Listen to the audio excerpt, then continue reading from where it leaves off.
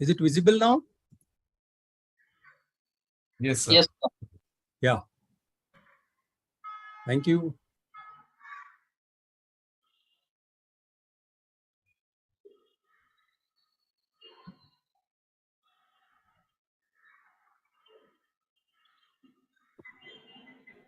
Okay.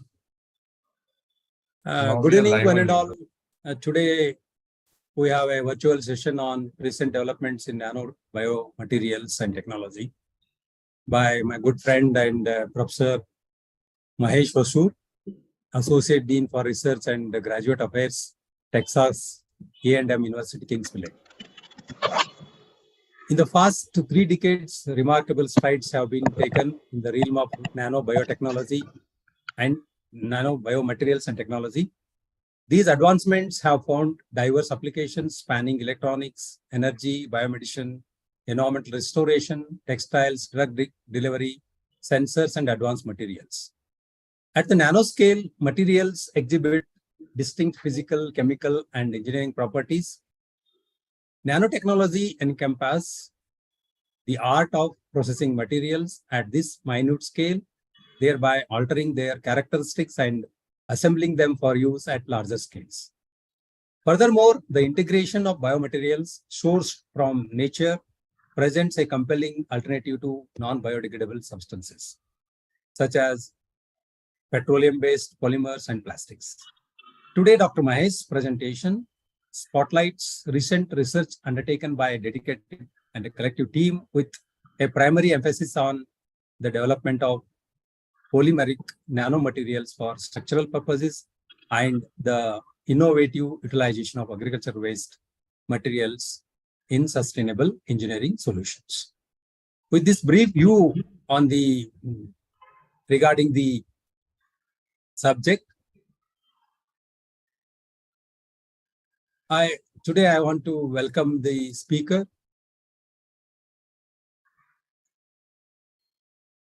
Today's speaker is Dr. Mahesh Vasur, who is Associate Dean for Research and Graduate Affairs at Texas A&M University, Kingsville.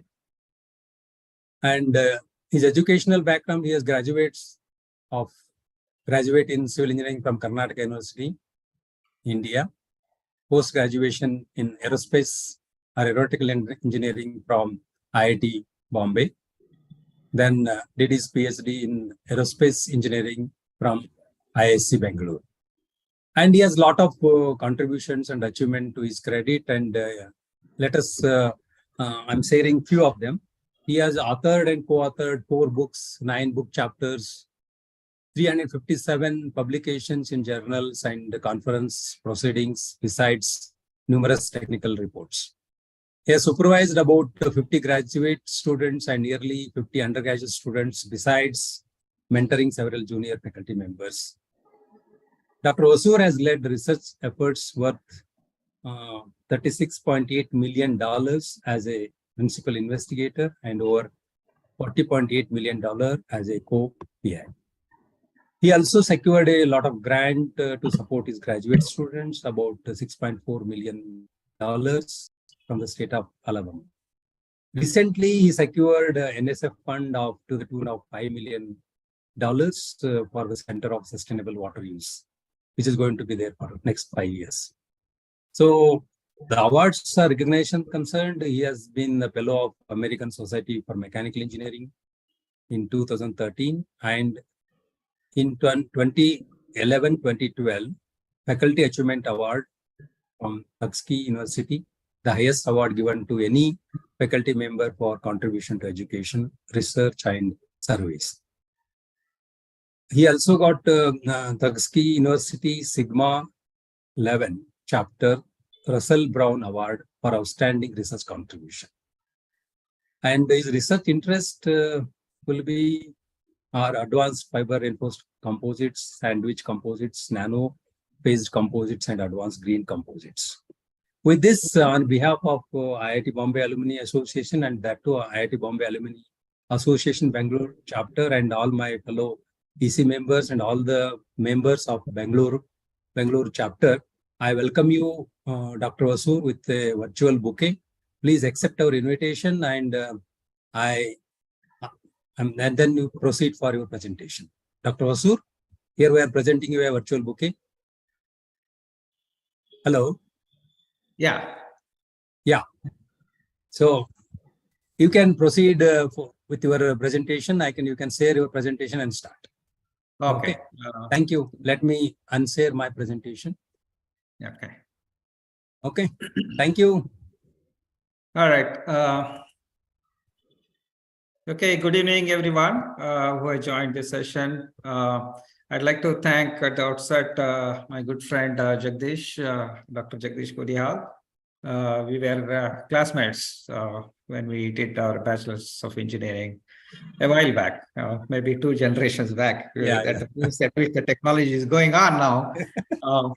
So once after I graduated, I went and I was working as a lecturer in Jute Institute of Technology in Belgaum for 3 years, and then joined IITBAA for my master's in 1988, and then immediately after finishing my MTech in aeronautical engineering, joined a PhD in aerospace engineering.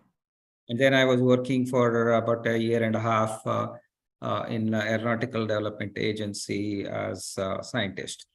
And I was working on a LCA project in a group in the materials and ND group. So that's my background. And with civil engineering background now, what I have kept constant throughout my career is materials and mechanics. So that it started with civil engineering, aerospace engineering, and I have had a lot of students with variety of background. So we believe in, we in academia believe in learning from our students. So I have learned a lot from my students. So and with that, I'll just start my presentation on the recent development in Nano-Bio materials and technology. Before I moved to Texas about 5 years back, I served in Tuskegee University, which is a small university in the state of Alabama. And I have led several major grants involving multiple universities. This particular presentation is part of one of the centers that I had led, which was funded by National Science Foundation over 5 years for $15 million, involving 7 doctoral granting institutions in the state of Alabama. I'll just show you in the next slide. So I'd like to acknowledge much of the presentation is coming from the contribution they made to the center. So not all my all the slides that I have are mine. They are all part of the center that I led. In the context of the topic that I have chosen to talk about, and that's why I'm including some of the slides that are contributed by collaborators who are part of that major grant. Of course, nothing can be accomplished without the students who work with us. We write the proposals, bring in the money, but they are the ones who are working in the labs day and night, and then producing those results. And together with them, it's a two-part system wherein they get trained in doing research and also they contribute, and then they go on making their own career. So that's what we do as researchers and academic faculty members. So the funding agencies that have contributed to what I am presenting today are National Science Foundation, which is a major funding agency in science, technology, engineering, math in US, similar to Department of Science and Technology, what you have there. And in addition, we have Department of Defense, consisting of Air Force Lab, Air Force, Navy, and Army. So I have had funding, continuous funding from them for last 25 years. And then also I have had ongoing grants from US Army Construction Engineering Research Lab, World Engineering Research Lab, and also a small grant from NASA while I was in Alabama. So I'd like to acknowledge those. And the program that I was talking about from NSF, where major universities are involved, was called as EPSCOR, which is the experimental program. It used to be called as experiential program, but now it is experienced program, established program in competitive research. So the universities, other universities that were involved in addition to Tuskegee University were University of South Alabama, Auburn University, Alabama University, and University of Alabama, Birmingham, Alabama A&M University, and University of Alabama, Huntsville. So those are 7 universities. And some of the other grant that I'm talking about is going to be Center for we called it as CSLAM, Center for Sustainable Lightweight Advanced Materials. It was basically a 5-year, $5 million grant. And I got that renewed for 5 more years. And that's when I moved to Texas. And as a part of that grant, I have collaborated with a faculty member from Cornell University, which is in the state of New York. So as I said, again, the major funding that I'm going to talk about is the work that I'm going to talk about is funded by 2 agencies, National Science Foundation and Office of Naval Research, which funded some of the work from Department of Defense, under which the Office of Naval Research comes from. So what is nanotechnology? What we call it as nano. Nano is a meter scale, is a length scale that we have here. So we have the micro world and nano world. Anything below 100 nanometers, which is 0.1 microns, we consider it as nanometers in the nano world. And typically nano is 1 nanometer, which is 10 to the power -9 meters, or 1,000th of a micron. So if you imagine that scale, we can't see that scale. So anything wherein at least one of the dimensions is below the nanoscale of 100 nanometers, any material, we call it as a nanomaterial. And we live in micro world, so we have to scale it up. Even if you use nanomaterials, you have to have those building blocks to make up a scale that are useful for us. So that is what is the challenge here. How do you use these nanoscale materials and build them up into the real world applications? So on the left side, you have things that are natural and the dimensions of that. In the interest of time, I won't go into all those details. Just pick up some. Human hair, for example, is 62 and 20 microns. And then red blood cells is 7 to 8 microns. And we are talking about, even to see them, we have to look into the advanced microscopes. And atoms of silicon, the spacing is 0.078 nanometers. And DNA is 2 to 2.5 nanometers in diameters. So these are all natural materials or natural substances that we can relate to. And then on the right side, you have things that are man-made. Head of a pin is 1 to 2 millimeters, and MEMS devices are 10 to 100 microns wide. Then we have X-ray lenses, and then quantum scale, the materials that are manipulated and made at a nanoscale. And most of you could relate with carbon nanotubes, carbon buckyballs.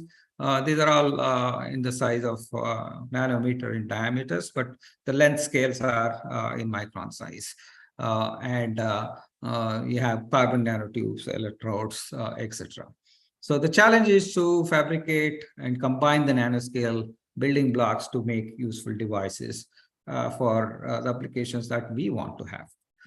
So I'm going to talk about 3 things. One related to my area, which is polymeric nanocomposites, and then I'll talk about using biological materials or agricultural materials to make products that are useful to us as engineers.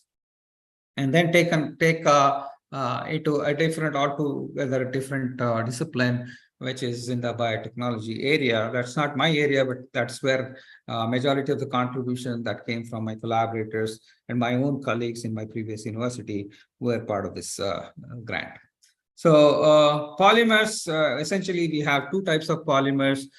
In everyday life, we see them. We can't live without those materials these days.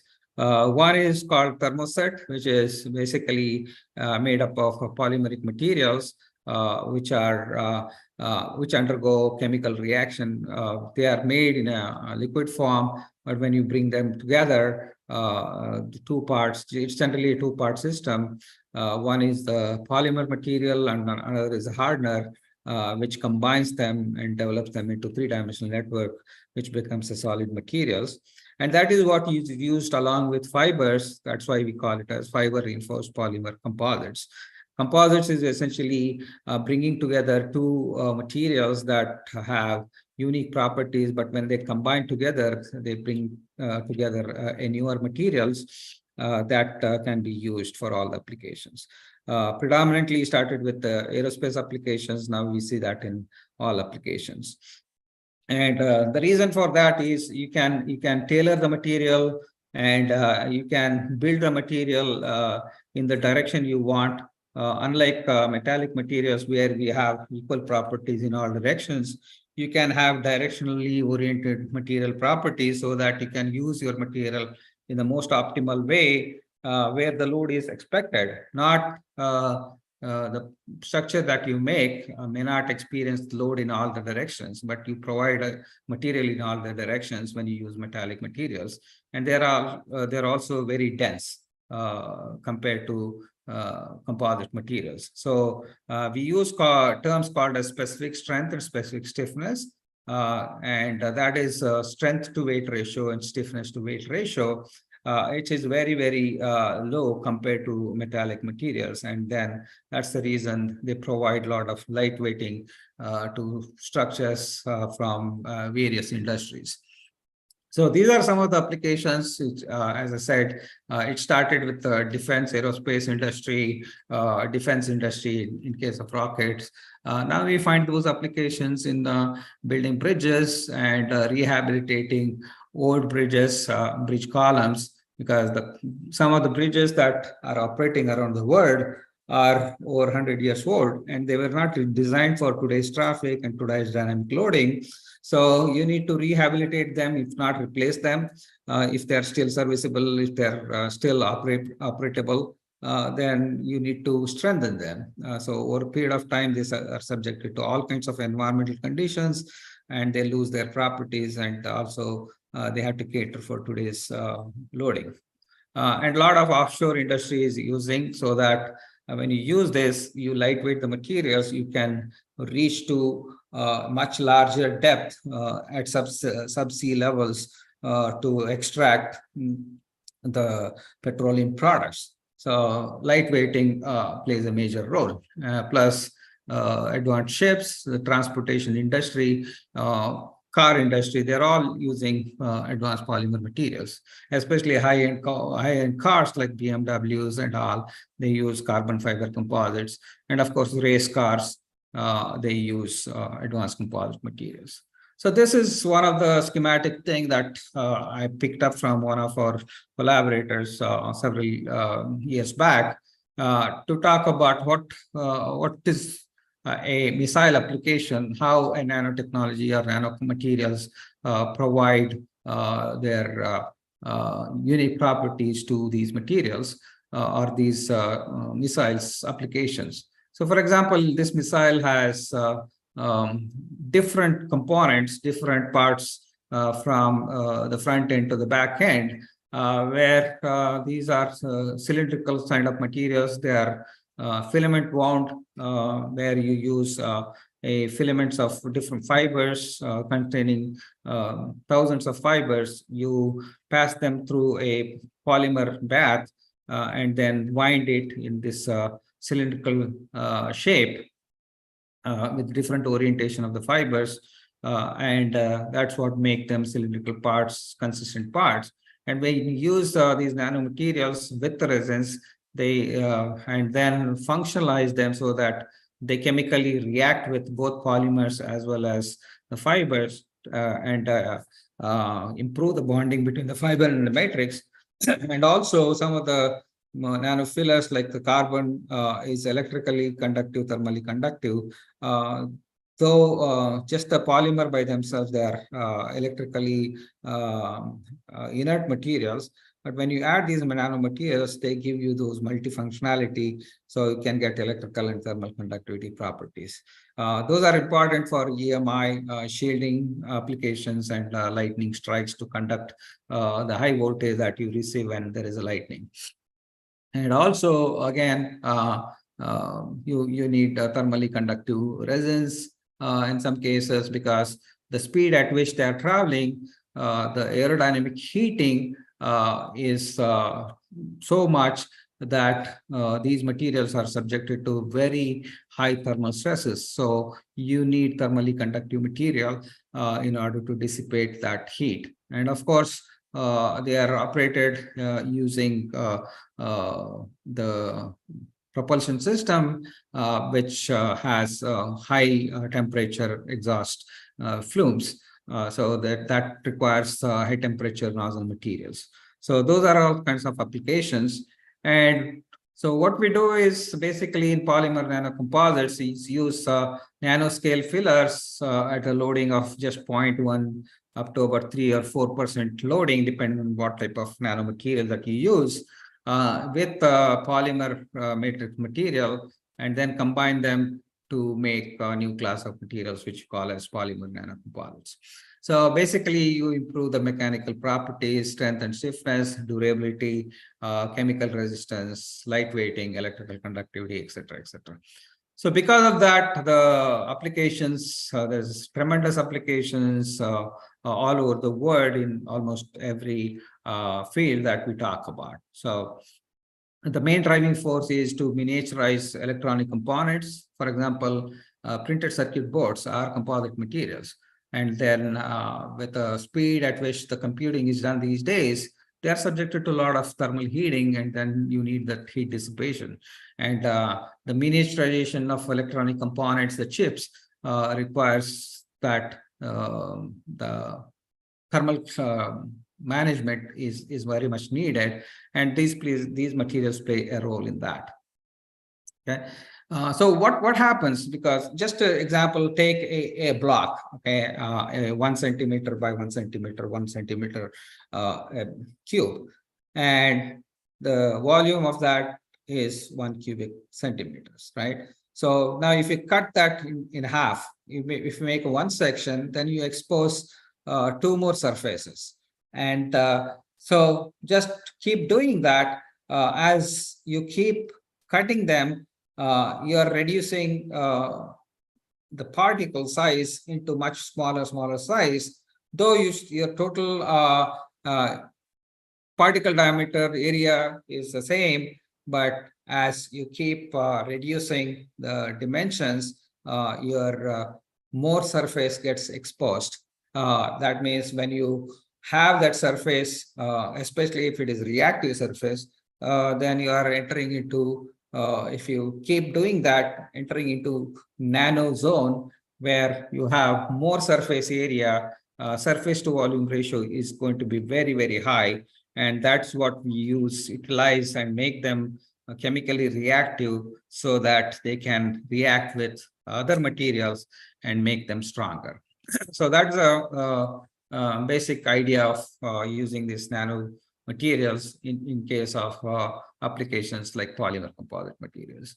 So in this case, you can see here some of the work that we did. This is essentially all the polymer materials are also viscoelastic in nature. So in a simple terms, what I mean by that is, as you increase the temperature, the solid material will become softer, and then it loses all the stiffness at certain particular temperature called as the glass transition temperature, and that is the one which determines up to what temperature we can use these materials. So that will give us what is the operational temperature for the materials that we make or the structures we make, and we have to stay within that limit. Again, polymers are not necessarily have to be all solid materials, even rubber material that we use. For example, the sealants that we use or the gaskets that we use, they're also polymers. They're also used in very high technology industries, even like the spacecrafts. So in that case, we want them not to be solid. We want them to be rubbery materials. They can only seal a joint which is under high pressure. If they don't retain their rubbery properties, then there will be leakage. That's what has led to some of the spacecraft disasters because of such problems. So when you add these nanoparticles, they not only improve those stiffness at operating temperatures, but also they increase the glass transition temperature. So that means when you add these nanomaterials into polymers, you can take it up to much higher temperature, operating temperatures. So that is what we did in this work. And also the fatigue properties. Not all the materials and structures are just designed for static loading. They are always subjected to oscillating loading at various temperature ranges. So in that case, what happens is, even though you at the start you make a material which is absolutely has no defects, over a period of time, because of various operating conditions and the dynamic loading, cracks start to develop, and then they start to grow and combine to develop into major defects and then cause ultimate failure. Typically, if you remember your strength of materials, like a SN diagram, that's what we do. You subject material, a test sample to cyclic loading, and then let it lose its properties and then fail. We have a term called endurance limit. It's some stress level up to which the life is considered to be infinite. So that fatigue performance also increases because of the way it inhibits the initiation of cracks in growth of the cracks. So that's what we do. And that is what we use a type of equipment to measure these viscoelastic properties. We call it as a storage modulus, which is the modulus related to elastic response of the material. And we call loss modulus, which is related to the damping property of the material. These properties are increased because of the addition of nanoparticles. Here, what you see is the neat polymer, which is epoxy, is a polymer material, which is a thermosetting material, as I told in the beginning. And we use different weight percentage of carbon nanofibers. With the addition of carbon nanofibers, the key important thing that we need to take care is to make sure that these are mixed very well, they are dispersed very well. If they are not mixed very well, if they are not dispersed very well, they tend to cluster together, and that's where the stress concentration takes place. And instead of improving the property, they start decreasing the properties, and they initiate the cracks there and then cause premature failure of the materials. Here is another test that we did.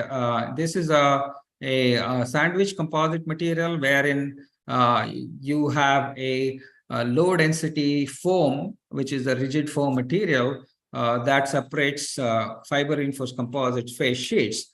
So this is essentially, if you remember, bending equation is inversely proportional to the moment of inertia, which is BD cube over 12.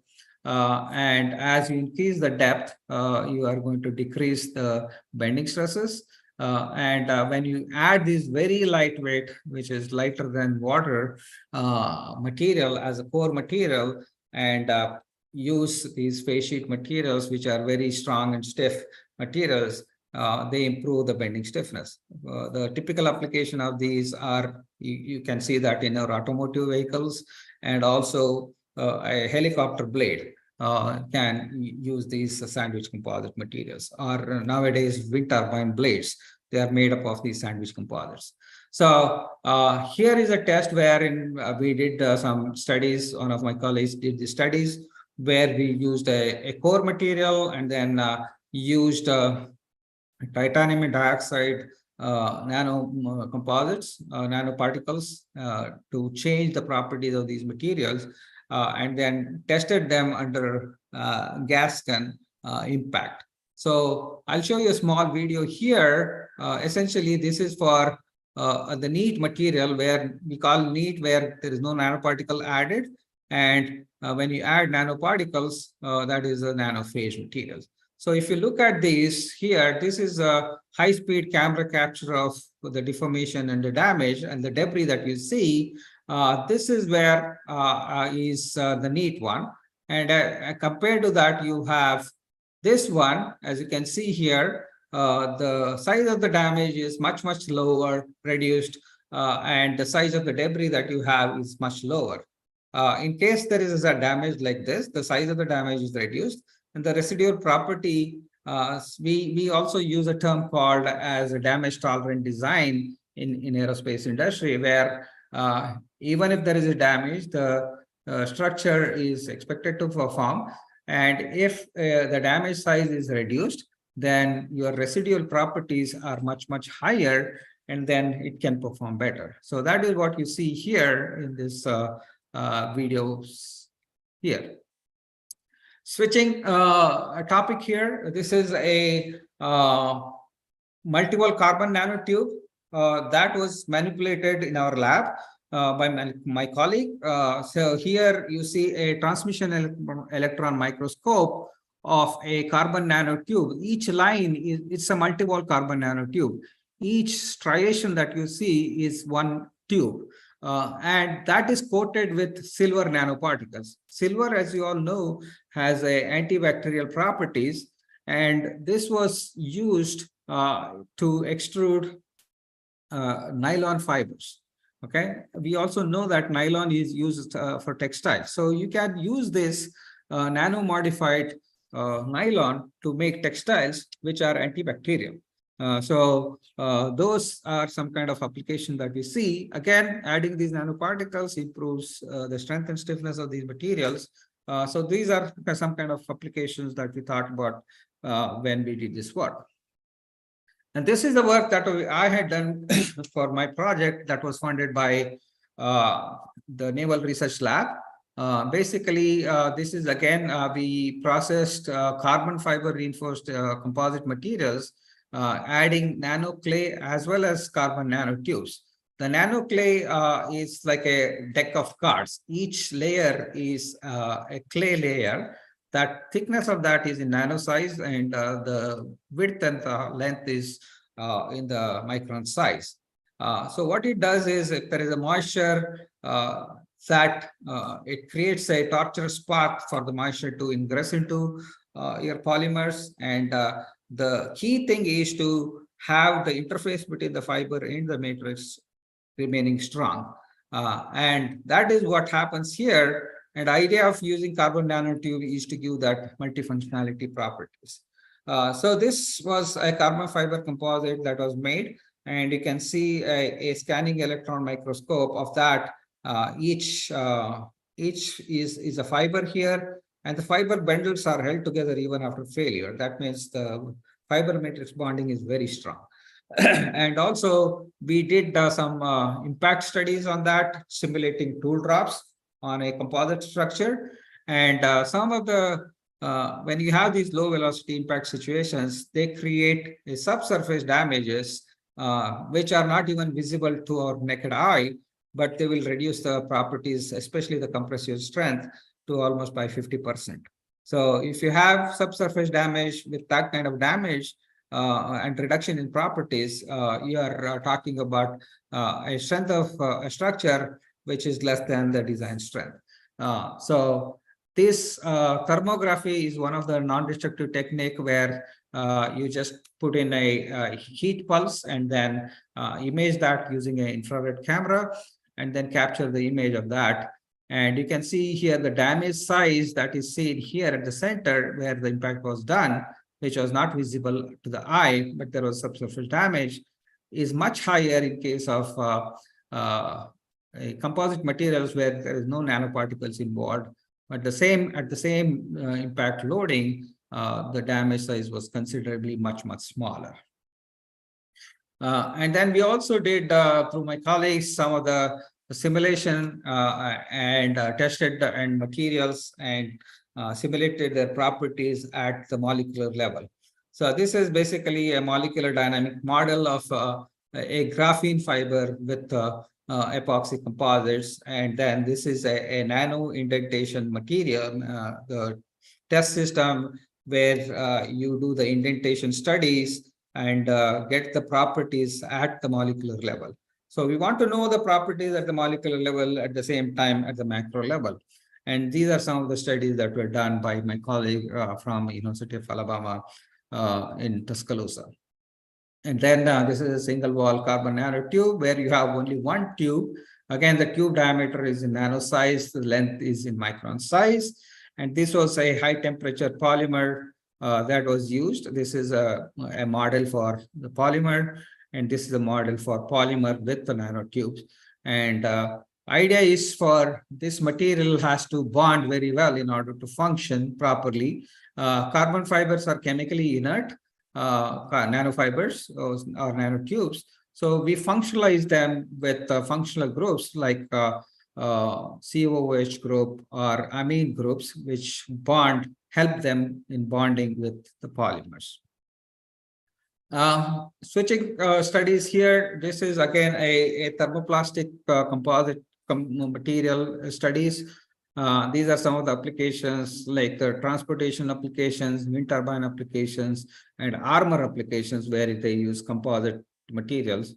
And in this study, what was done is used nano graphite platelets derived from graphite, and then made a nylon 6 laminates.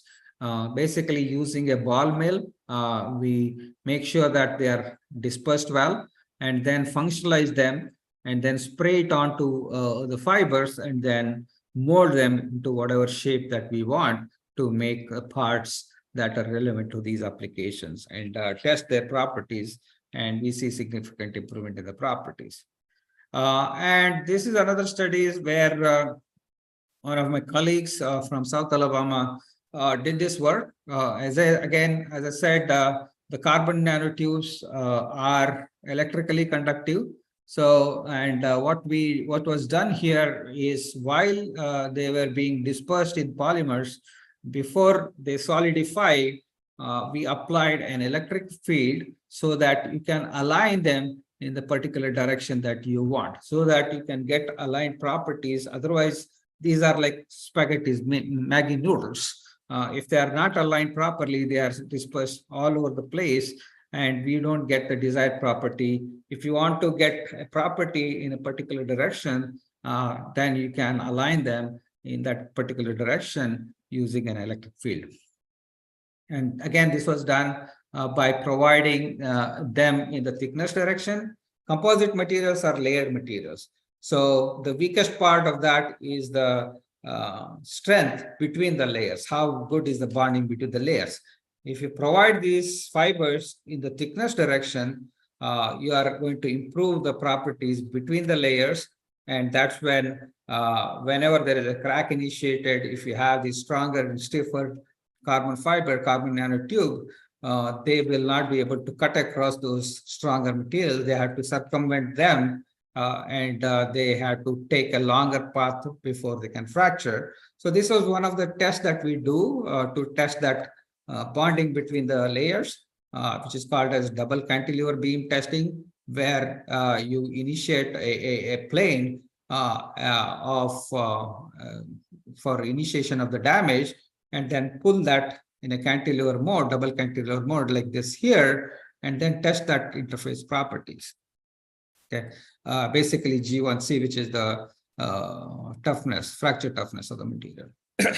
And also a lot of these high-end application materials, they use what is called as a pre-pregs. These are pre-impregnated fibers with controlled fiber content, controlled polymer content, and they have a shelf life of 6 months within which you have to use. So, and also a lot of wind blades and the composites that are used in aircraft industry, they are either out of their shelf life, or they have reached a period of end of their service life. So what do you do? These are non-degradable materials. So you have to reuse them and recycle them.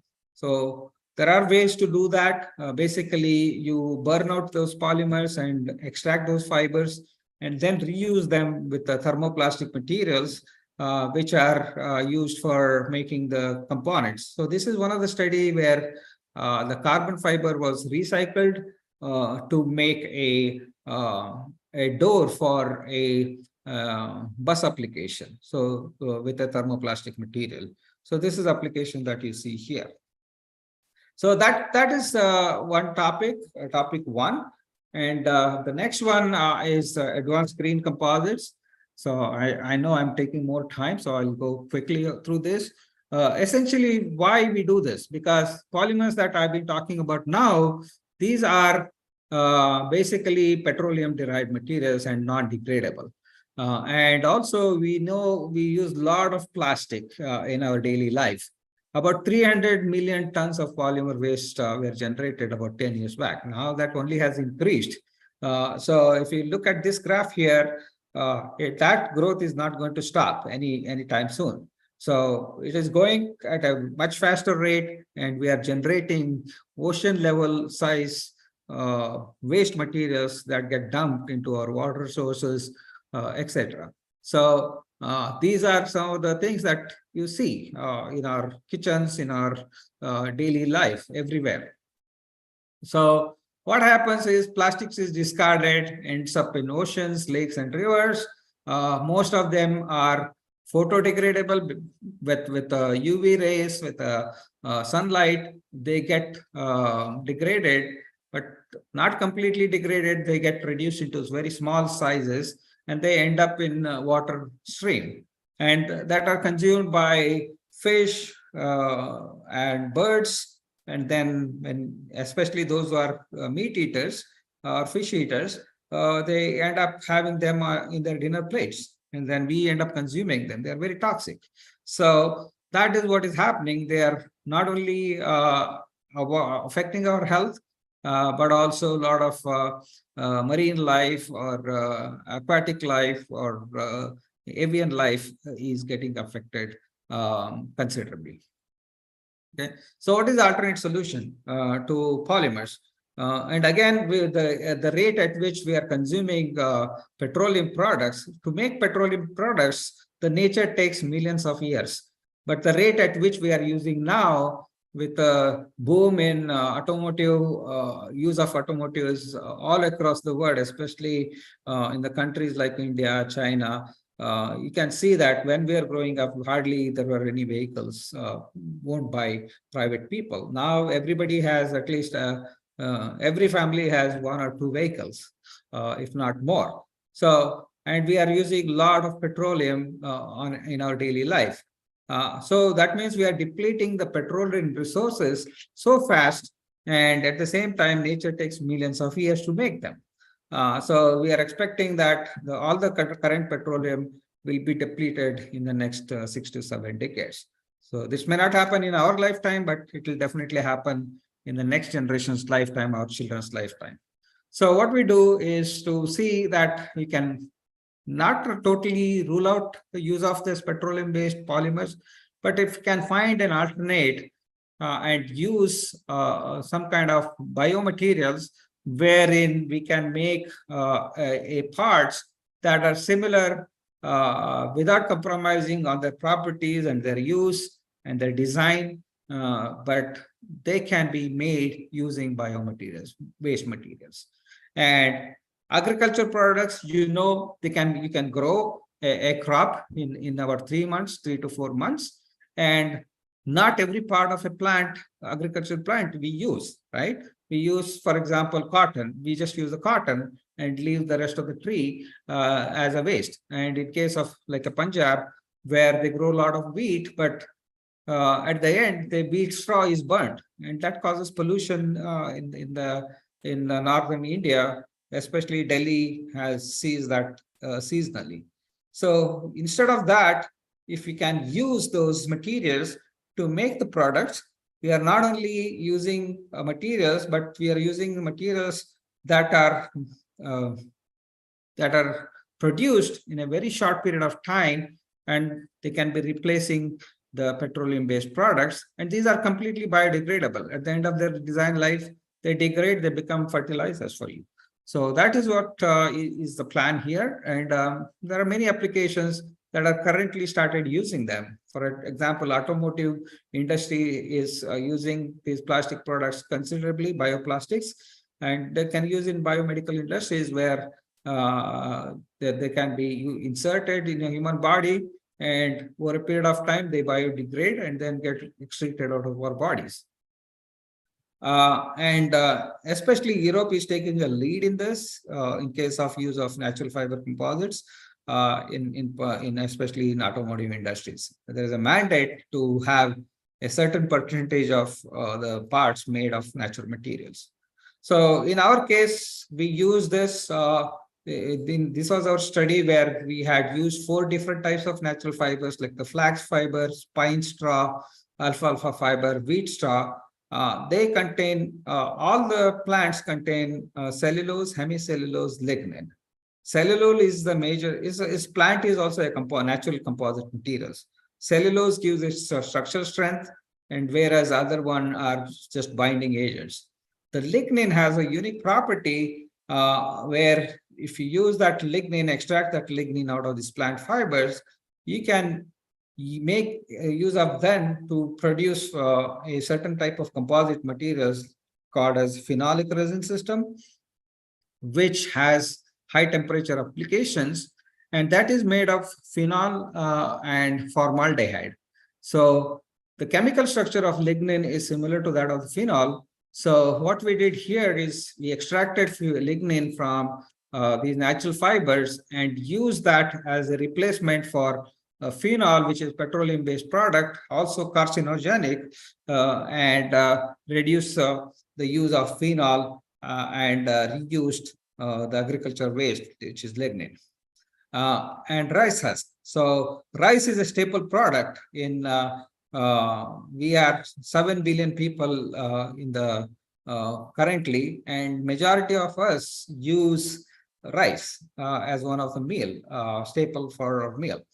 And rice husk is again a waste material. Either you use that as to burn out as an energy for cooking or something in villages. So this has high silica content.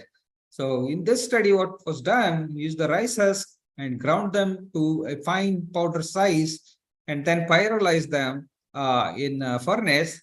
And then after pyrolyzing,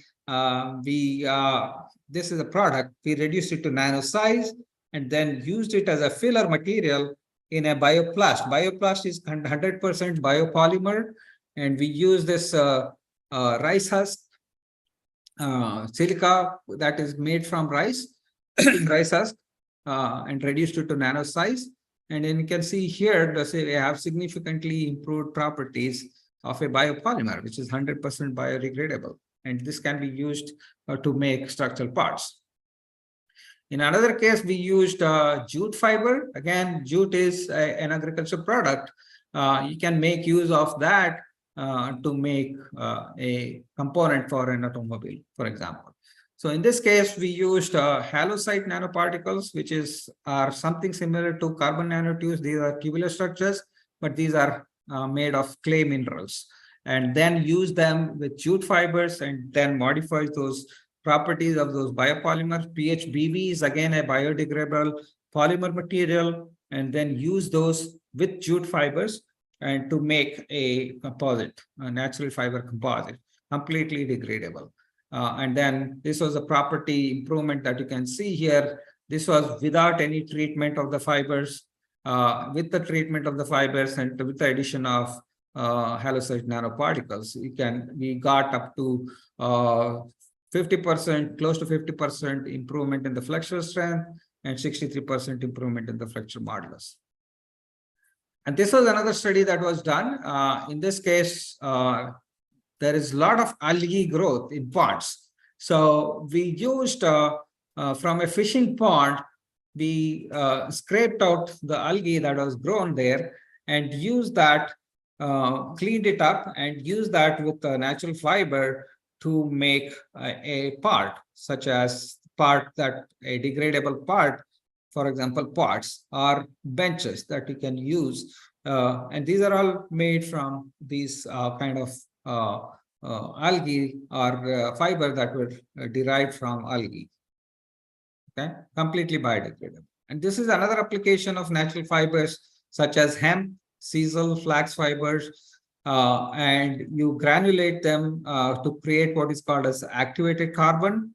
And then these can be used for filter applications to purify your water. Or recently you had COVID, everybody was using mask, and the mask is again has pores so that the air you can breathe in air, and then you can use this again to filter out harmful chemicals when you are handling chemicals in plants or in any workplace, or if you have living in a polluted atmosphere, or if you are treating water.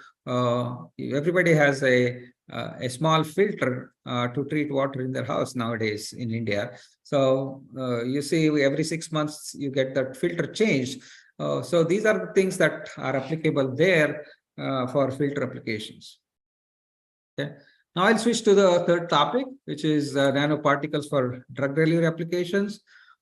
In this study, again, there are various types of nanoparticles that are used in drug applications. One of them is magnetic nanoparticles, which are basically iron oxide nanoparticles. Again, these were synthesized using what you call as the sonochemical method, which is a green chemistry. Again, we don't use very concentrated acids. We use light acids and then make super magnetic particles, which are non-toxic and also biocompatible. These are used in human bodies. Okay, and using these nanoparticles, you can load cancer drugs onto them, and they can be injected into the cancer sites directly. The current treatment of cancer uses the drugs in such high dosages, 100 to 1,000 times more amount of drug is used compared to what is needed to kill the cancer tissues.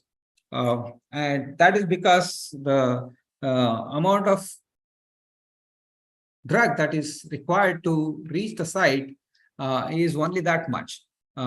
If you create those drugs, make ways to deliver those drugs to the site specific to the cancer tissues, then the amount of drug usage is reduced by several folds of magnitude. So that is the idea.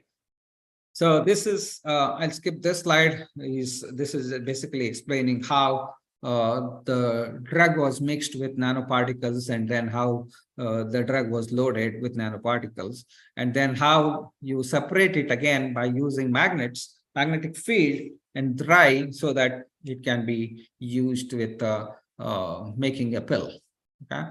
The other drug delivery application that we had was calcium carbonate. A lot of people all over the world consume eggs. Okay, and you just use eggshells. Eggshells are 90 to 95% calcium carbonates.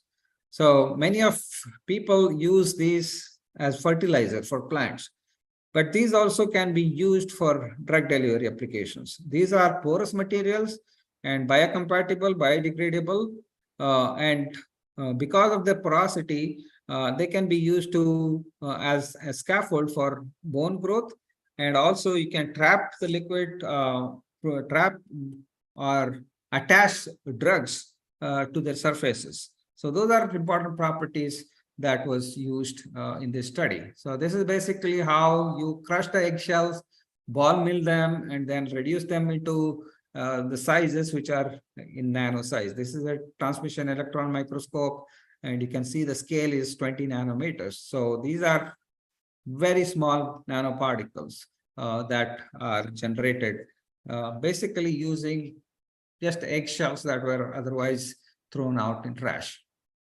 Okay.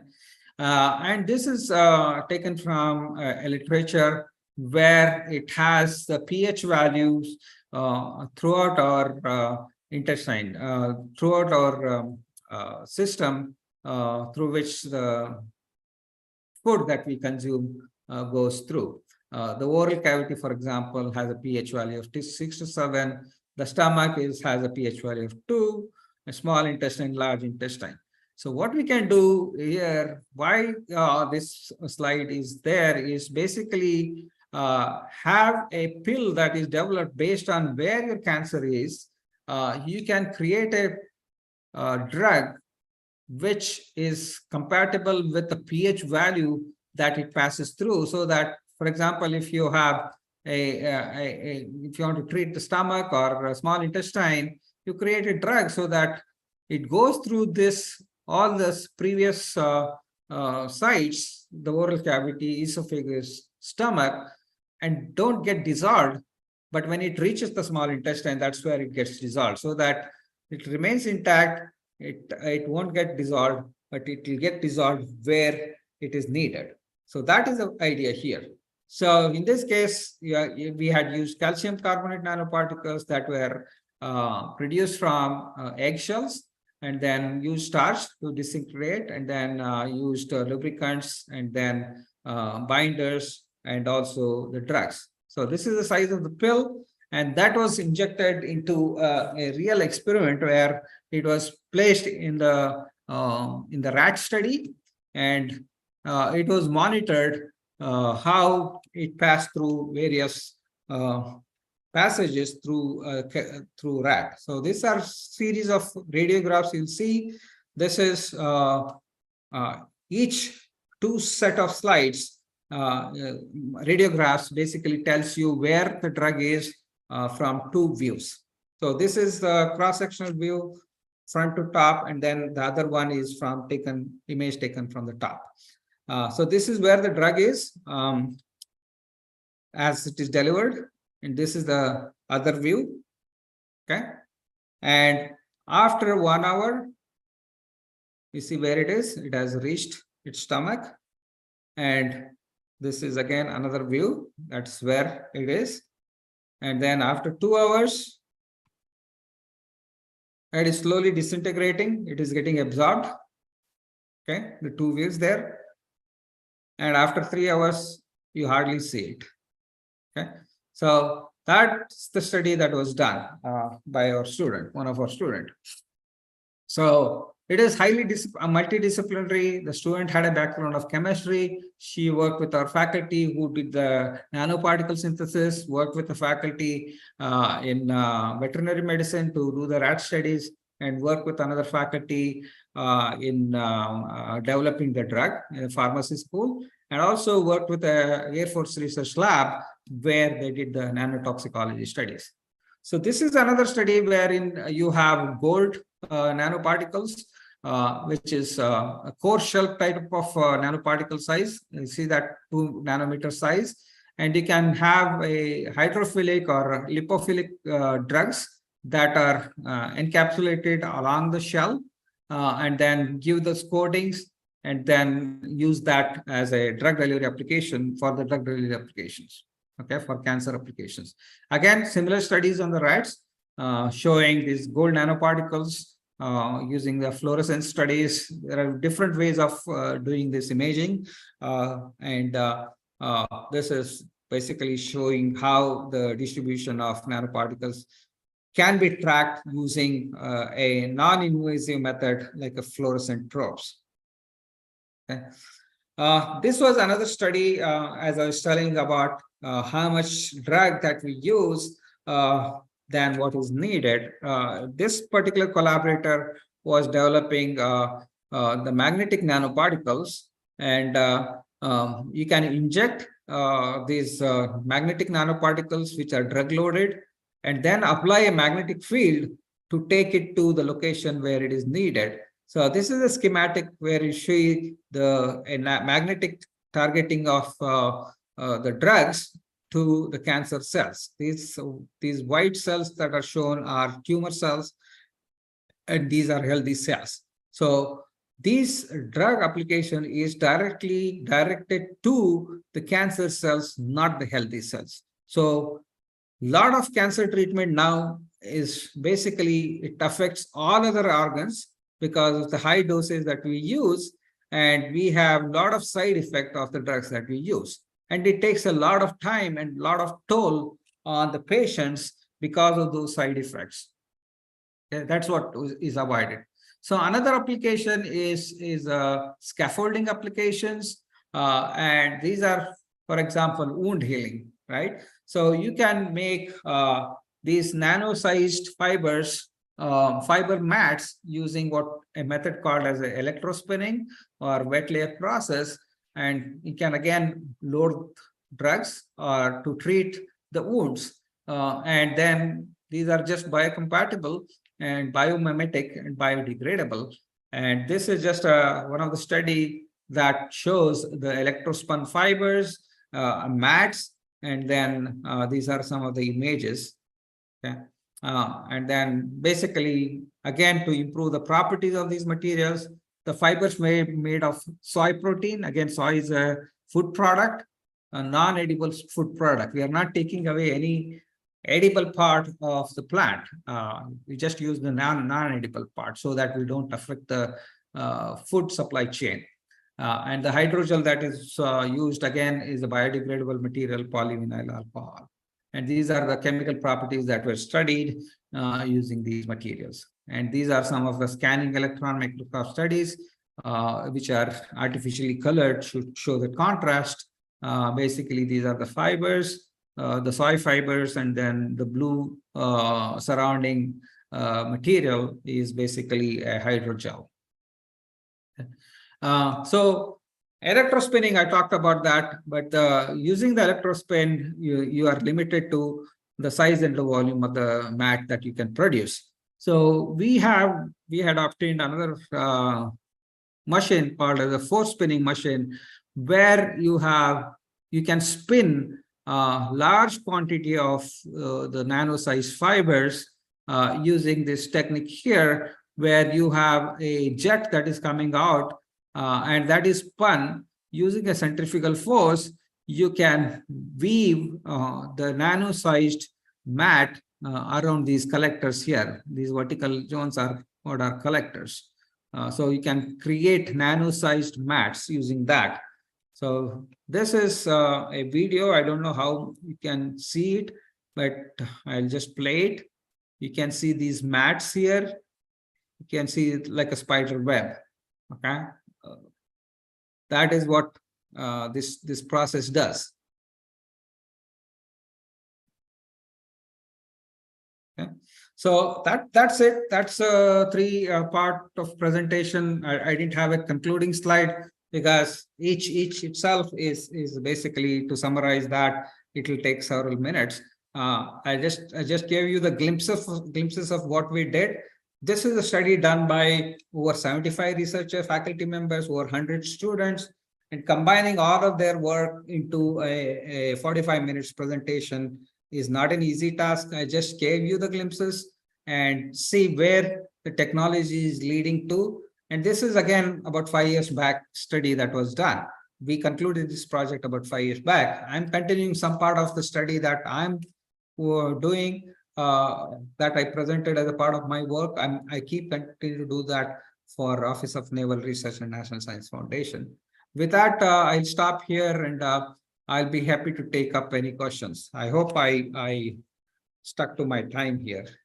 Okay, thank you, Mahesh. It is an excellent, insightful presentation developing the nanopolymer materials as well as bio nanomaterials for the application of sustainable engineering solutions as well as the drug delivery. So you have touched upon almost all applications, whether it is transportation or air transportation or on the buses and all those things everywhere. So the application is very wide, and you made it very clear and clearly understanding with a knowledge of those who are having a background knowledge. Definitely, it is a very good presentation. And then people can take it forward if they want to do more research in this area. Yes, I do have 3 questions to you need to answer for 3 questions here on the chat box. I think you are able to see the chat, Mahesh? Yes, yes. Yeah. If you are able to see the charts, and one Sivananda has asked one question. Already you have answered, I think, that. Nano filters. Yeah. Nano water filter, we have answered that. And he is talking about blood filters. Blood filter, Yeah. I'm not sure, but the process is the same. It Talking should about dialysis, be, dialysis in that. yeah, I think again, it's one of the study that were done. I'm sure if you go and search the literature, people are definitely using them. Any this technology or the process is can be used for any application. It's just based on how you tailor it for a particular application and then do those studies. This can be definitely used. Okay, how do you produce these nanoparticles for the uses described? I think already you have mentioned some of them. Yes. The next question from Uday is how do you produce these nanoparticles for use described? So basically, these nanoparticles are produced using chemical vapor deposition method, for especially for carbon nanotubes. And again, the nanoclay is essentially is a mineral that is used from the soil source, and then they are made in the nano size. And for example, say synthesis of silver nanoparticles, basically you used chemicals which has silver content, and then use microwave technique or sonochemical technique where you can separate those and then produce them in nano size of any desired shape and size. You can control that.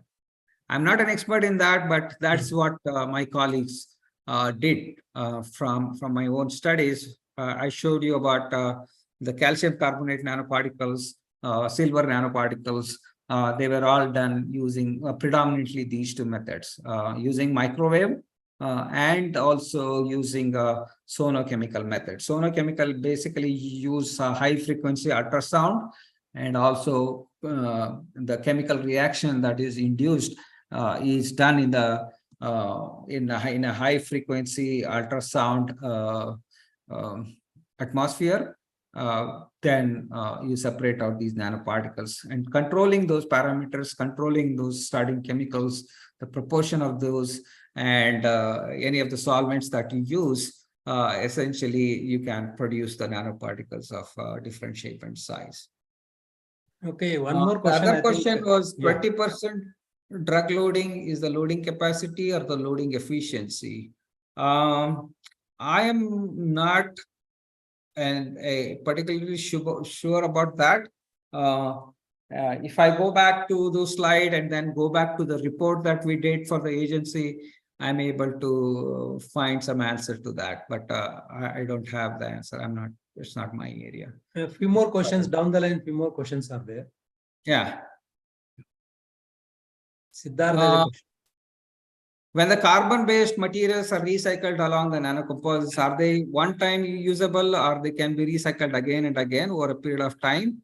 Yes, as long as the polymer that you're using is a degradable polymer, you can degrade that and you can recycle them again and again. To burn out fibers like glass fibers, you need to use them at a temperature over 1000 degrees. Or you can, for carbon fibers, if you had to really burn them out, you had to use temperature over 2000 degrees Celsius. But whereas the polymer that we use, they degrade completely in about 200 degrees centigrade or 300 degrees centigrade. So basically, there are two ways to burn out the polymers, either by doing the thermal conditioning, where you burn out the polymer and then use the fibers, or you can use acids to dissolve the polymer and then use the fibers. So as long as, of course, they may not have the same property as the virgin fibers, but there you can always find applications where they can be used continuously for secondary applications or non-critical structural applications. So they are not, definitely they are not biodegradable, but they can be recycled. Okay, that's why we use recycling there. Any progress in the area of nanophase materials in the renewable energy applications? Again, as I said, wind turbine applications. So any part where you use you had to, for example, for wind energy, you had to use wind turbine blades, right? So wind turbine blades are made up of composite materials. They are cantilever structures. If you talk structurally, they are made using fiber reinforced composites, and again, the nanoparticles can be used to make those wind turbine blades, and not only make them stronger, make them lighter, and also more durable. So similar applications, whether it is offshore energy, tidal energy, or wind energy, or solar energy, again, those photovoltaics, I'm sure there's a lot of applications for nanomaterials there. Two more questions there, Mahesh. Which one? How good down the line, Dilip Misra is asking, how good is the thermal camera differentiate temperature? Okay. Yeah. How good is a thermal camera differentiate the temperature in micron size pixel?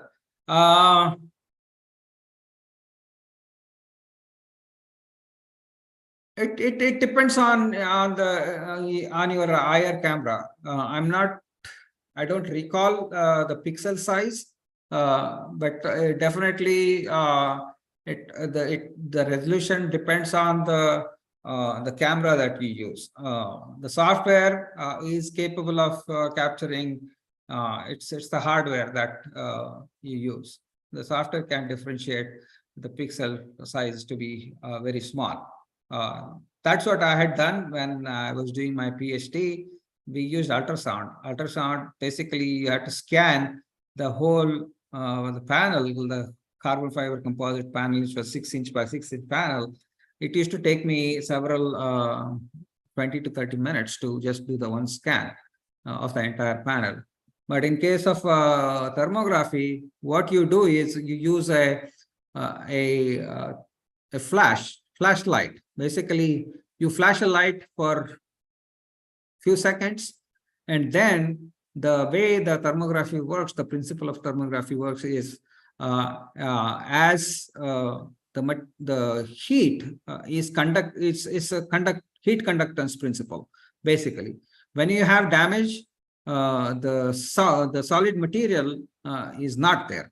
So the heat conduction through a damaged portion of your part is much higher compared to that of the solid material.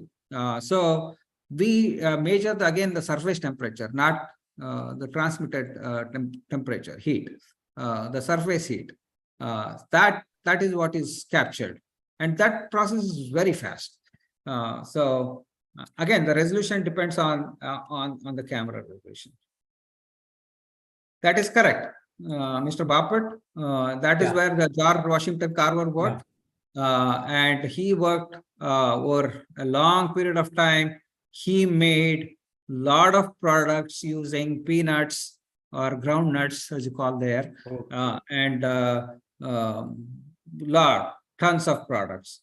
And if he had patented that when he made those products, Tuskegee University would have been one of the richest university in the country now.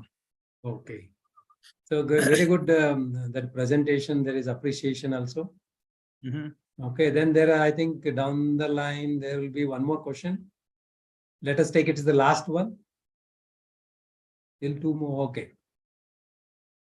Okay. Nanomedicines produced by Indian alchemy traditional method. Rasa Shastra by the process of Basmikaran is need to be introduced in studies. Any ongoing studies you have come across? No, I am not come across that. Yes. Yes. I can do only so much. We need a group of people. Okay. Yeah. I was fortunate enough to have opportunity to lead a large group of scientists. They all came from different backgrounds: physics background, chemistry background, and then physical background, pharmacy background. We're all part of the team, 60 people team. And that's why I could present some of their work. But of course, as the director of the center, you understand only to a limited extent, but over the years you gain so much of experience. You get the gist of what they have done, and you can talk in a easier language than they would talk, so that you convey the message. For final details, I would have to refer you guys to them. Okay, thank you, Mahesh. It was actually an excellent presentation, and you have covered all the aspects of nano-bio materials. Okay, and then answered the questions very well to the point. And on behalf of IIT Bombay Alumni Association, as well as Bengaluru chapter, and all the alumni all over the world who are attended and those are interested to attend, learn, I thank them, and on behalf of them, I thank you for your excellent presentation. Hope to interact with you in future also. Sure, I would like to visit with you guys. You are a great contributor in this material technology and nanomaterials. Now switching on to the bio nanomaterials, which is the need of the hour. As you rightly mentioned, environmental capacity is limited. It's not infinite. Definitely, we have to take care of that. Thank you. And then there is no further questions and all those things. Jijo, are you there? Yes, sir. Yeah. I think, can we call it off, or you want to say something, Mahesh, lastly? No, I just want to thank you all for coming to listen to me on a Sunday evening. I know interesting matches going on there. I'll go back to that match. So I hope you all enjoy my presentation. Thank you very much. I'll be happy to interact with you guys. Dr. Godihal has my email address. Yeah. And I had my opening slide also. It's just my first name dot last name at eamuk.edu.